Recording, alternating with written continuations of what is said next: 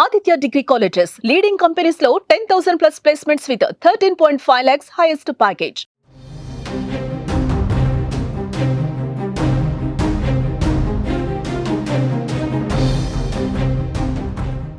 తెలంగాణలో మరో కొత్త సంక్షేమ పథకం అందుబాటులోకి రానుంది. చిన్నారుల సంక్షేమం కోసం బాల భరోసా పేరుతో మరో కొత్త పథకం తీసుకురానుంది రేవంత్ ప్రభుత్వం.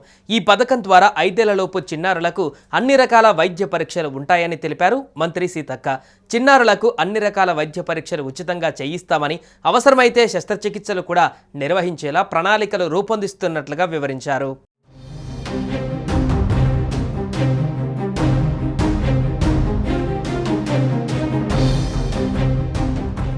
తెలంగాణ సచివాలయంలో కలెక్టర్లతో నిర్వహించిన సమావేశంలో మంత్రి సీతక్క ఈ వివరాలు వెల్లడించారు.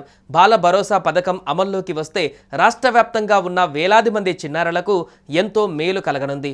చిన్నారుల అనారోగ్యం, ప్రైవేట్ ఆసుపత్రుల బిల్లులతో అప్పుల పాలవుతున్న తల్లిదండ్రులకు ఈ పథకం భారీ ఊరట కల్పించనుంది. కాగా ఈ పథకం పైన ప్రభుత్వం అధికారికంగా ప్రకటించాల్సి ఉంది.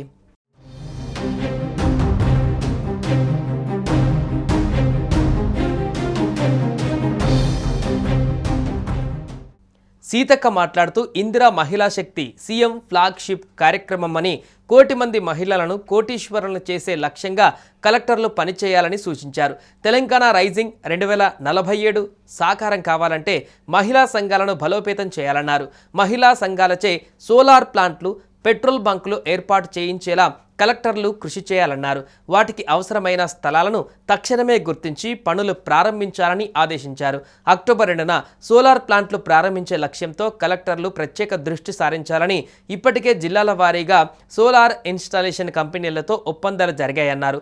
వారితో సమన్వయం చేసుకుని సోలార్ ప్లాంట్ల పనులు ప్రారంభించాలని, 22 జిల్లాలలో ఇందిరా మహిళా శక్తి భవనాల నిర్మాణ పనులను నవంబర్లోగా పూర్తి చేయాలని చెప్పారు. పంచాయతీరాజ్ ఇంజనీరింగ్ విభాగం అధికారులతో సమన్వయం చేసుకుని పనులను వేగవంతం చేయాలని, ప్రభుత్వ పాఠశాలలు, అంగన్వాడీ కేంద్రాలకు పేద పిల్లలు వస్తారని, కాబట్టి వాటి ప్రాముఖ్యతలను గుర్తించి కలెక్టర్లు పనిచేయాలని చెప్పారు.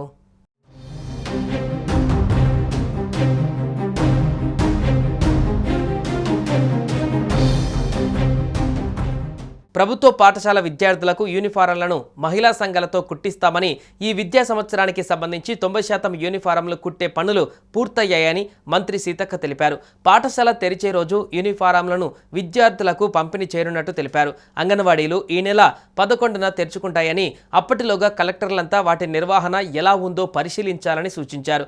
తొలిసారి అంగన్వాడీలకు సెలవులు ఇచ్చామని, కాబట్టి భవనాలను క్షేత్రస్థాయిలో పరిశీలించాలని మంత్రి సీతక్క చెప్పారు.